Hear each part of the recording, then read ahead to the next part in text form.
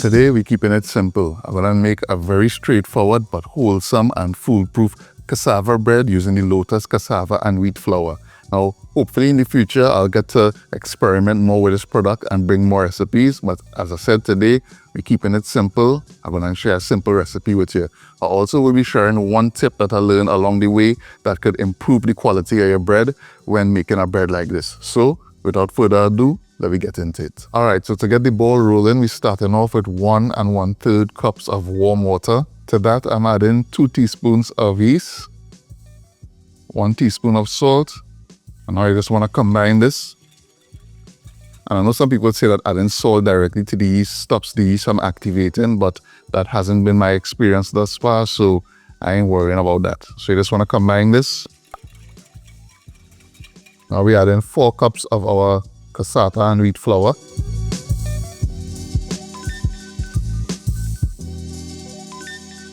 And now I just want to use my spatula to combine.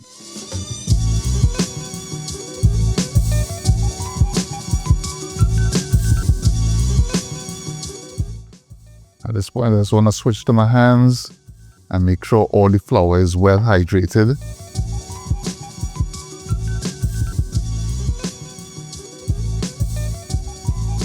Alright, so our flour is well mixed in with our water, and I will be adding fat to the dough, but this is the tip that I was telling you about. We're not going to add it in yet. We're going to knead this for about 2 to 3 minutes first, and that will start allowing the gluten to develop before we add the fat. And from what I've learned in my own research in baking is that this allows the dough to develop better. Adding the fat too early does tend to affect the way the gluten develops.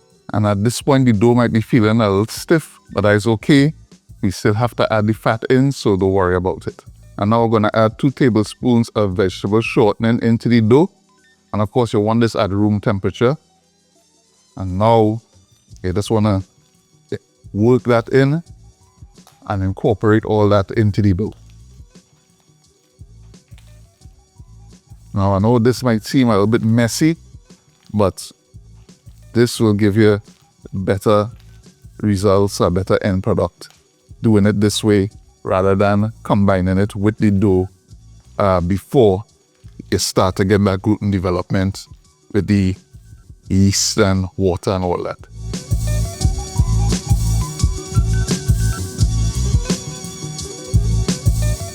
So once you get all the vegetable shortening incorporated into the dough, you want to work it again for about 5 minutes.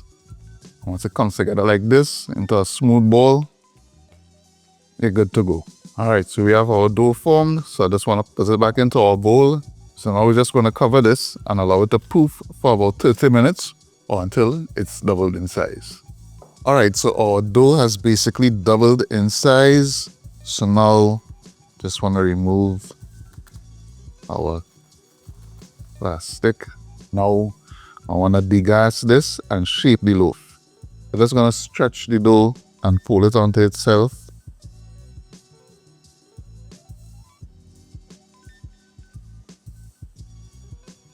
And then kind of fold it onto itself like so. And basically what I'm trying to do is just tighten the skin. Alright, I think we're good here. I have a baking tray lined with parchment paper. I just want to rest my loaf on, and we're going to allow it to proof again for about 20 to 25 minutes, and then we're going to pop it in the oven. Alright, so our dough has doubled in size and we're ready to go into the oven. I just want to do one more thing, and this might seem like it is unnecessary and just done for aesthetics, but it's actually something that is necessary to allow steam to escape from the dough while it's baking, and that is to score the dough. So I'm just going to use a very sharp knife. Ideally, you would want to use like a razor blade or something, but use a sharp knife and just kind of score the dough. And that's it.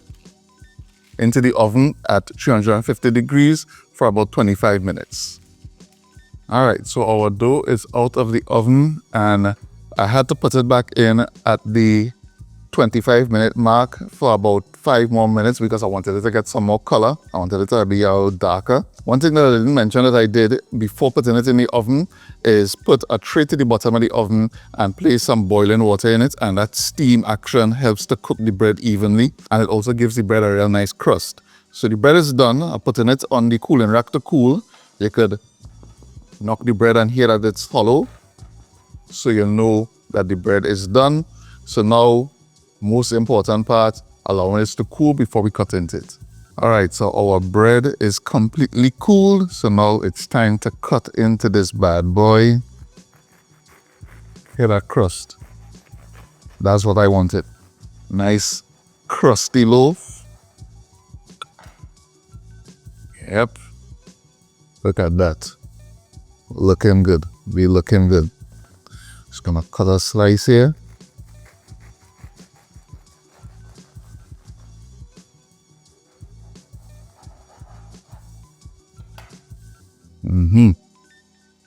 This is what we're talking about. Nice and soft on the inside. A nice crust on the outside there. Proper. So as you can see, this was a real easy bread to make. It came together pretty quickly and without much hassle. And it's a real nice loaf to make if you're feeling for something a little different from your regular white bread. This cassava and wheat flour makes a real nice cassava bread. So, a special thanks to Lotus for sponsoring this video, and you can pick up your Lotus cassava and wheat flour at supermarkets nationwide and try this recipe. If you like this video, please give it a thumbs up, give it a share. If you like this video, please give it a thumbs up, give it a share. If you're not subscribed to the channel, please take a moment to do so. And of course, I will post a link to the full recipe in the video description. As always, thanks for watching, and I'll see you in the next one. Peace.